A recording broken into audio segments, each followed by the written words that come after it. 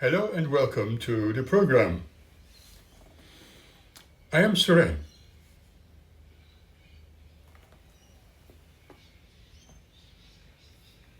Does life continue after death? Could it be somehow a human invention to make themselves feel more at ease about the loss of their beloved ones? Is it perhaps a strong motivator to control and rule over them in a devotional fervor? Or is it an absolute reality? Are we all dreaming? As you can recall, we spoke about this issue during our last episode and also considered some examples as it is discovered within the world religions.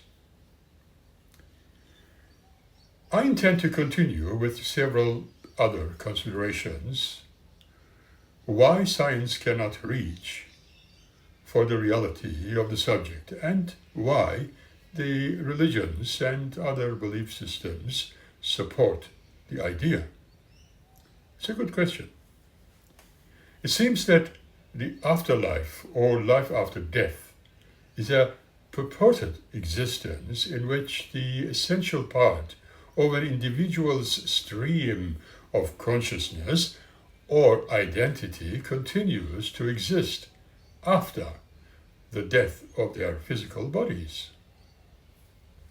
However, surviving essential aspect varies between belief systems, and there may be some partial element or the entire soul or spirit which carries with it one's personal identity and some element of consciousness. Keep that in mind. Now, some schools of thought, as well as other religious bodies, view this continued existence taking place only in a spiritual realm, while in others the individual may be reborn into this world or another and begin the life cycle over again in a process referred to as reincarnation without a memory of what have been done in the past. In this view, rebirths and deaths may take place over and over again, continuously, until the individual supposedly gains entry to a spiritual realm or in the other world. Major views on this subject are driven from religion or metaphysics. Let us now consider some of the early Indian religions, which were characterized by the belief in an afterlife, or ancestor worship with related rites. These kind of concepts started major changes after the period of the Upanishads. Afterlife in Buddhism consists of intermediated spirit realm, which are beyond spatial means, which include the 6 realms of existence, the 31 planes of existence, Naraka, Tengoku, and the Pure Land after achieving enlightenment. Ancestor worship and links to one's ancestors was once an important component of early Buddhism, but became less relevant already before the formation of the different Buddhist streams. The concepts and importance of afterlife vary among modern Buddhist teachings.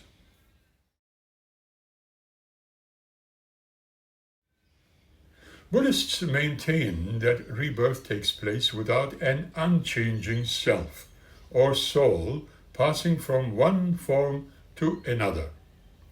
As we discover, the type of rebirth will be conditioned by the moral tone of the person's actions, which are known as karma.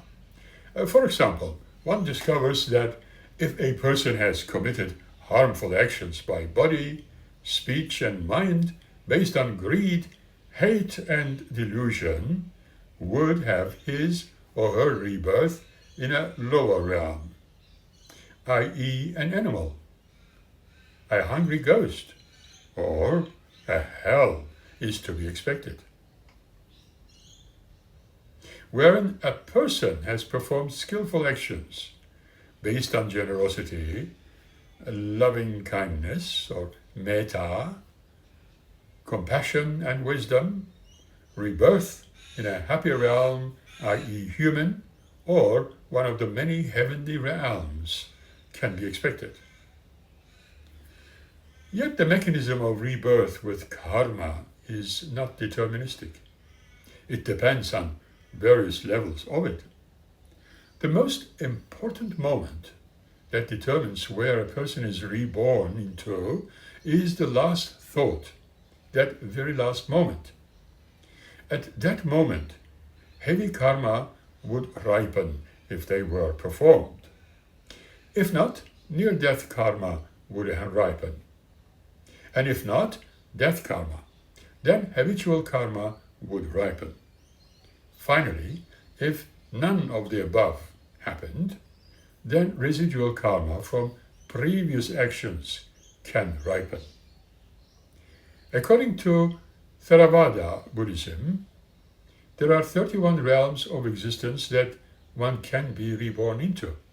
According to these 31 existences, comprised of 20 existences of supreme deities, Brahma, 6 existences of deities or devas, the human existence or Manusa, and lastly 4 existences of deprivation or unhappiness or apaya.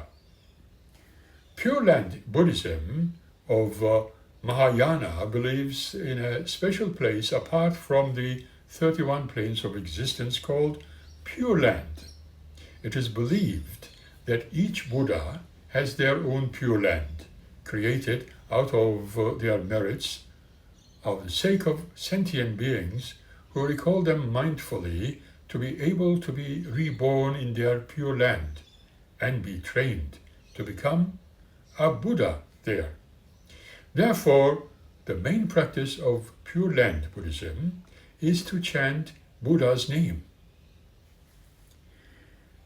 In Tibetan Buddhism, the Tibetan Book of the Dead explains the intermediate state of humans between death and reincarnation.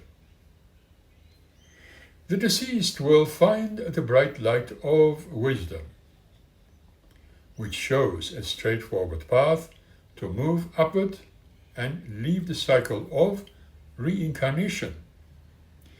There are various reasons why the deceased do not follow that light.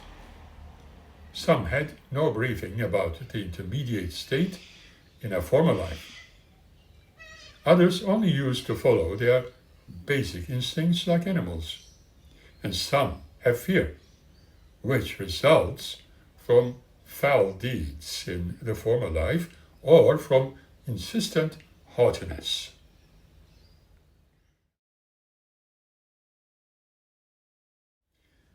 In the intermediate state, the awareness is very flexible. So, it is important to be virtuous, adopt a positive attitude, and avoid negative ideas. Ideas which are rising from subconsciousness can cause extreme tempers and cowering visions. In this situation, they have to understand that these manifestations are just reflections of the inner thoughts. No one can really hurt them because they have no more material body.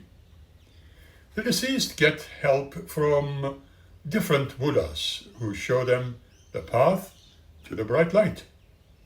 The ones who do not follow the path after all will get hints for a better reincarnation. They have to release the things and beings on which or who they still hang from the life before.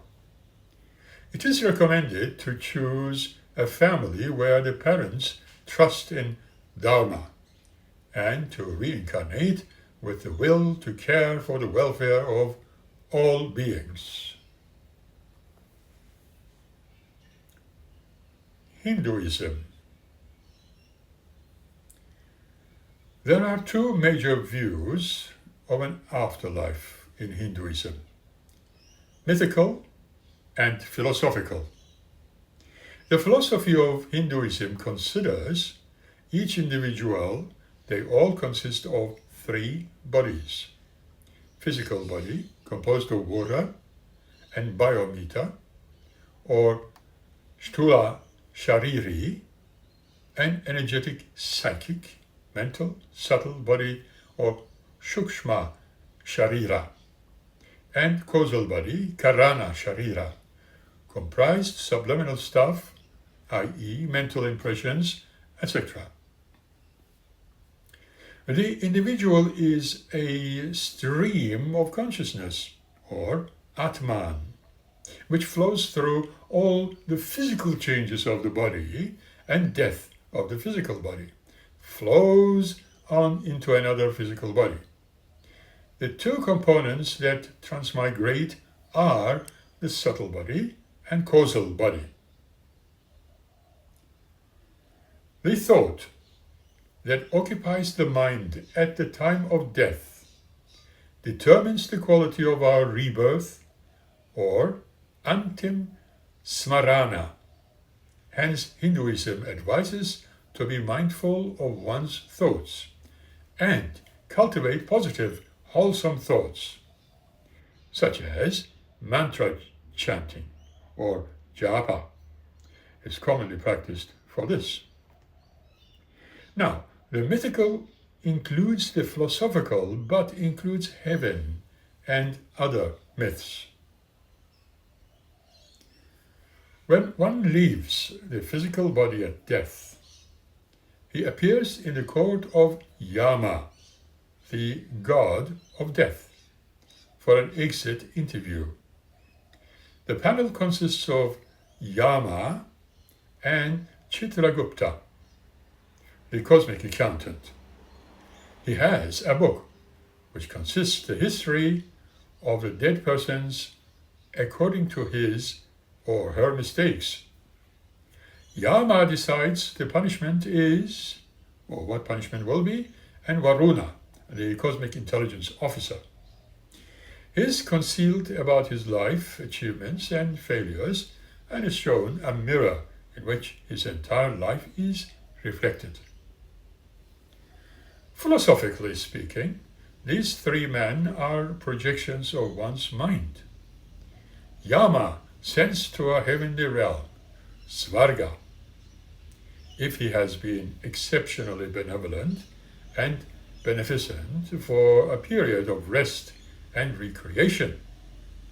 His period is limited in time by the weight of his good deeds. If he has been exceptionally malevolent and caused immense suffering to other beings, then he is sent to hell realm, or Naraka, for his sins. After one has exhausted his karma, he takes birth again to continue his spiritual evolution. However, the belief in rebirth was not a part of early Vedic religions and texts. It was later developed by rishis, or sages, who challenged the idea of one's life as being simplistic. Rebirth can take place as a god or deva, a human or manushya, and an animal or tiryak. But it is generally thought that the spiritual evolution takes place from lower to higher species. In certain cases of traumatic death, a person can take the form of a preta or hungry ghost and remains in an earthbound state interminably until certain ceremonies are done to liberate them. This mythological part is extensively elaborated in the Puranas, especially in the Garuda Purana. The Upanishads are the first scriptures in Hinduism which explicitly mention the afterlife. The famous Hindu scripture says that just as a man discards his old clothes and wears new ones, similarly, the man discards the old body and takes on a new one. In Hinduism, the belief is that the body is nothing but a shell. The consciousness inside is immutable and indestructible and takes on different lives in a cycle of birth and death.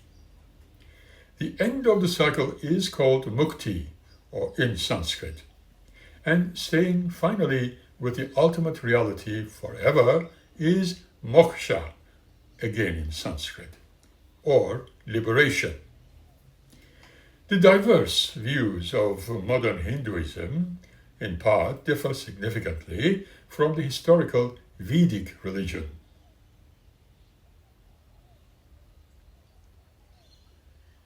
Jainism. Jainism also believes in the afterlife.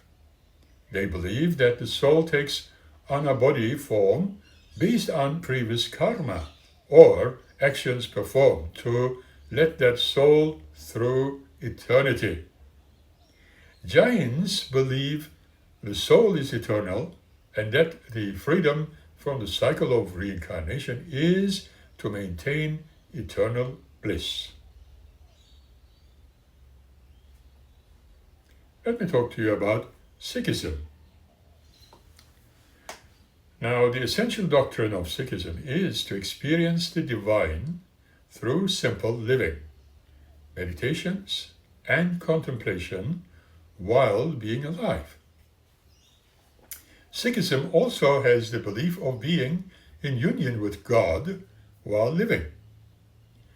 Accounts of afterlife are considered to be aimed at the popular prevailing views of the time so as to provide a differential framework without necessarily establishing a belief in the afterlife. Thus, while it is also acknowledged that living the life of a householder is above the metaphysical truth, Sikhism can be considered agnostic to the question of an afterlife. Some scholars also interpret dimension of reincarnation to be naturalistic or biogeochemical cycles. But if one analyzes the Sikh scriptures carefully, one may find that on many occasions the afterlife and the existence of heaven and hell, as mentioned and criticized in Guru Granth Sahib and in Dasam Granth, as non-true man-made ideas. So, from that it can be concluded that Sikhism does not believe in the existence of heaven and hell. However, heaven and hell are created to temporarily reward and punish, and one will then take birth again until one merges in God. According to the Sikh scriptures, a human form is the closet one to God if the Guru is read and understood properly, and the best opportunity for a human being to attain salvation and merge back with God and fully understand Him. Sikh Gurus said that nothing dies, nothing is born, everything is ever present, and it just changes forms. Like us standing in front of a wardrobe, you pick up a dress and wear it, and then you discard it. You wear another one. Thus, in the view of Sikhism, your soul is never born and never dies. Your soul is a part of God and hence lives forever. Confucianism. Confucius did not directly discuss the afterlife. Nonetheless, Chinese folk religion has had a strong influence on Confucianism. So it's believed that their ancestors become deified spirits after death. Ancestor veneration in China is truly widespread. What about Gnosticism? In Gnostic teachings, humans contain a divine spark within them and said to have been trapped in their bodies by the creator of the material universe known as the Demiurge. It was believed that this spark could be released from the material world and entering into the heavenly spiritual world beyond it if special knowledge or gnosis was attained. The Cathars, for example, viewed reincarnation as a trap made by Satan, who took angels from the heavenly realm into entering the physical bodies of humans. They viewed the purpose of life as a way to escape the constant cycle of spiritual incarnations by letting go of worldly attachments. And Shinto? It is common for families to participate in ceremonies for children at a shrine, yet have a Buddhist funeral at the time of death. In all Japanese legends, it is often claimed that the dead go to a place called Yomi, a gloomy underground realm with a river separating the living from the dead, as mentioned in the legend of Izanami and Izanagi. This Yomi very closely resembles the Greek Hades. However, it must include notions of resurrection and even Elysium-like descriptions, such as in the legend of Okuninushi and Susanoo. Shinto tends to hold negative views on death and corpses as a source of pollution called kegare. However, death is also viewed as a path towards apotheosis in Shintoism, as can be evidenced by how legendary individuals become after death. Perhaps the most famous would be Emperor Ojin, who was enshrined as Hachiman, the god of war, after his death. What about spiritualism? Well, the spirit world, according to spiritualism, is the world or realm inhabited by spirits, both good or evil, or various spiritual manifestations. This spirit world is regarded as an external environment for spirits.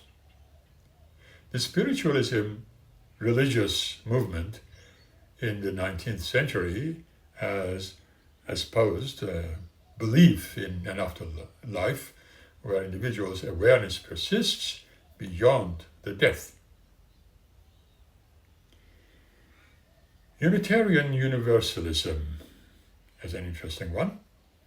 Some humanitarian universalists believe in universalism, that all souls will ultimately be saved and that there are no torments of hell. Unitarian Universalists differ widely in their theology, hence there is no exact same stance on the issue. Although Unitarians historically believed in a literal hell, the Universalists historically believed also that everyone goes to heaven, but modern Unitarian Universalists can be categorized into those believing in heaven, reincarnation, and oblivion. Most humanitarian Universalists believe that heaven and hell are symbolic places of consciousness, and the faith is largely focused on the worldly life rather than any possible afterlife.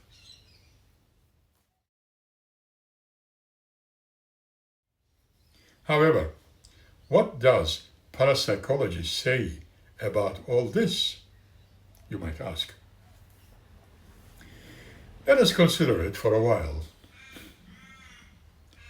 The Society for Psychical Research was founded in 1882 with the express intention of investigating phenomena relating to spiritualism and the afterlife.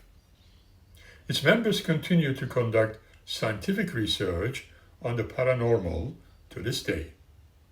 Some of the earliest attempts to apply scientific methods to the study of phenomenon relating to an afterlife were conducted by this organization. Its earliest members included noted scientists like William Crookes and philosophers such as Henry Sidgwick and William James. Parapsychology investigation of the afterlife includes the study of hauntings, apparitions of the deceased, instrumental transcommunication, electronic voice phenomena, and mediumship, or channeling if you like. A study conducted in 1901 by physician Duncan MacDonald or MacDougall, so to measure the weight lost by a human when the soul departed the body upon death. MacDougall's argument of weight of dying patient in an attempt to prove that the soul was material, tangible, and thus measurable. Although MacDougall's results varied considerably from 21 grams. For some people, this figure has become synonymous with the measure of soul's mass. The title of 2003 movie, 21 grams, was a reference to MacDougall's findings.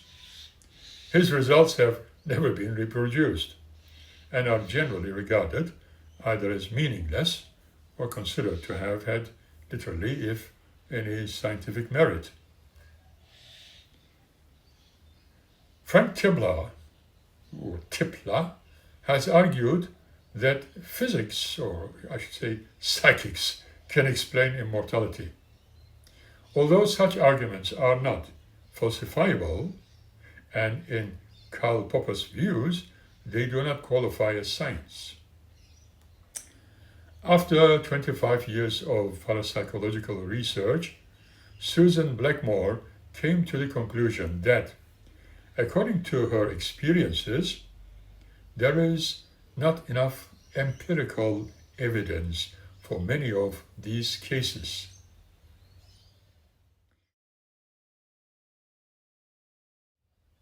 Mediumship. Mediums reportedly act as a vessel for communications from spirits in other realms. Mediumship is not specific to one culture or religion, and it can be identified in several belief systems, most notably spiritualism. While the practice gained popularity mainly in Europe and North Americas in the 19th century, evidence of mediumship dates back thousands of years in Asia. Mediums who claim to have contact with deceased people include Tyler Henry and Pascal Wogenhuber. Near-death research. Research also includes the study of the near-death experience, which I'm still continuing. Scientists who have worked in this area include Elizabeth Kubler-Ross, Raymond Moody, Sam Pernier, Michael Sabin, Bruce Grayson, Susan Blackmore, of course, and many others. Past life regression. Well, past life regression is a method that uses hypnosis to recover what practitioners believe are memories of past lives or incarnations.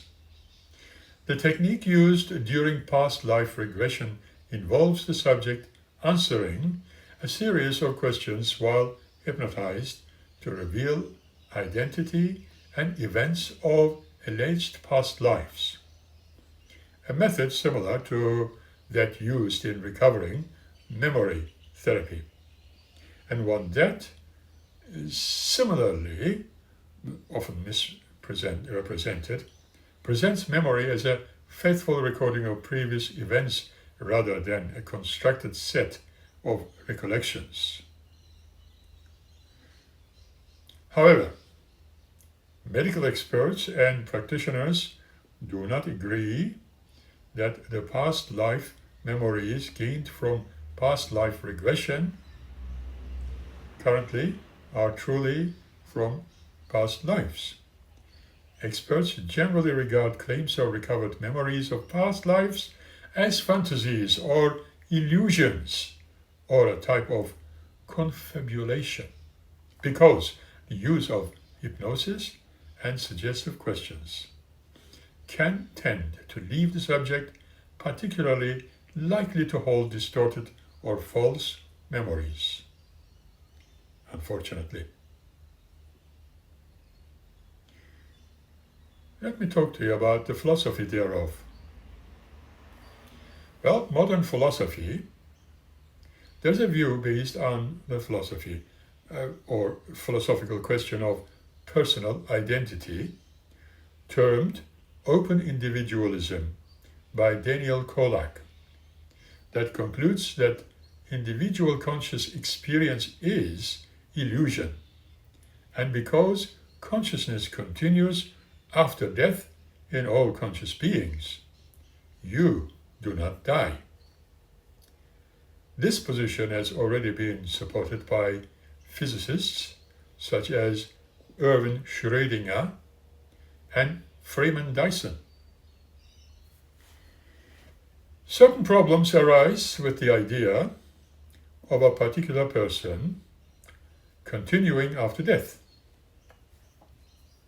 Peter van Inwagen, in his argument regarding resurrection, notes that the materialistic or materialist must have some sort of physical continuity. John Hick also raises his questions regarding personal identity in his book, Death and Eternal Life, using an example of a person ceasing to exist in one place while an exact replica appears in another. If the replica had all the same experiences, traits, and physical appearances of the first person, we would all attribute the same identity to the second, according to Hick.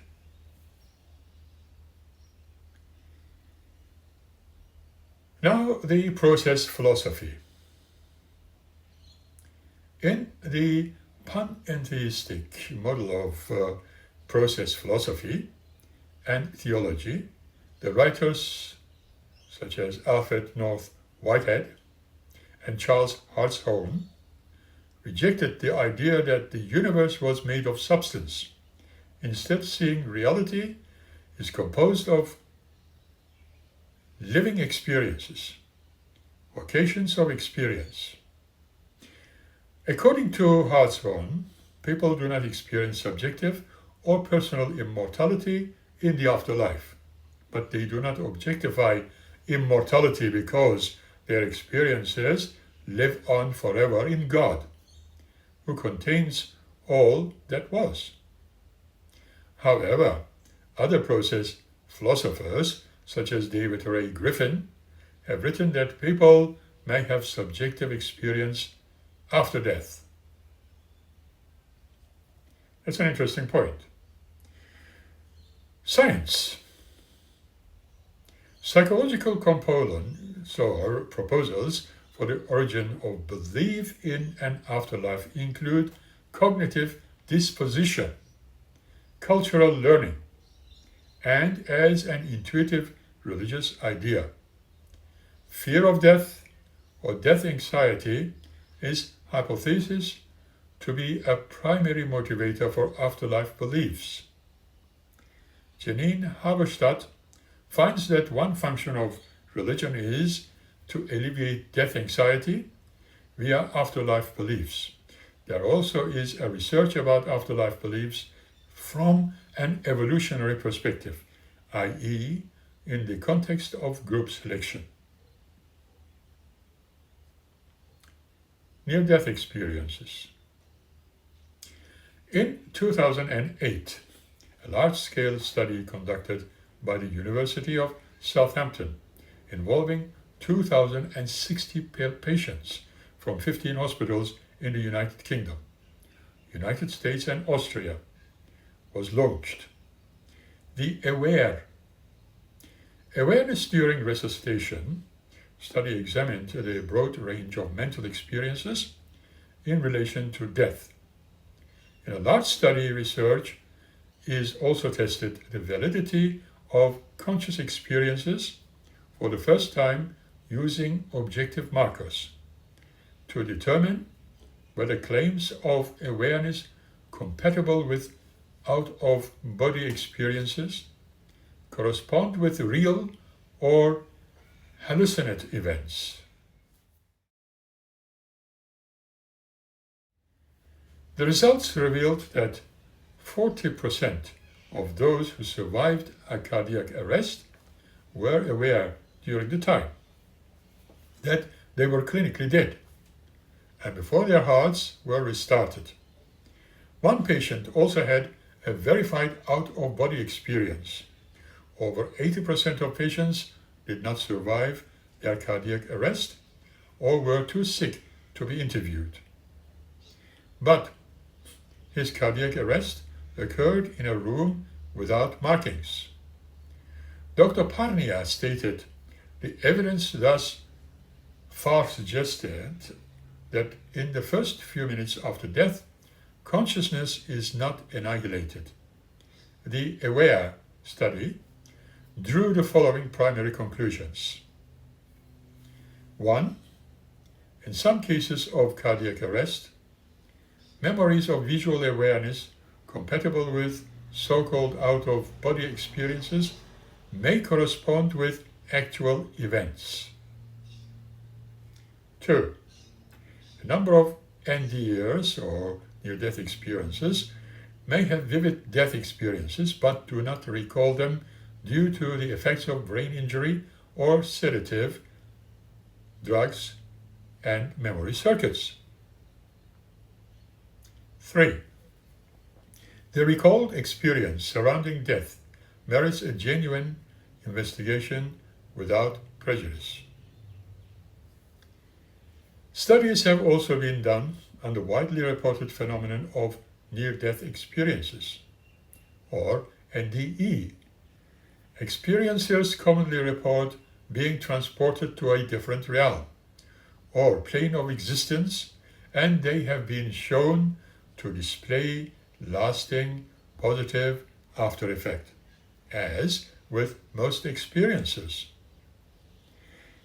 It really is extremely hard to accept the reality of near-death experience without sufficient proof unless one has thoroughly experienced it, which too requires more testing and more study. That is the fact at the moment.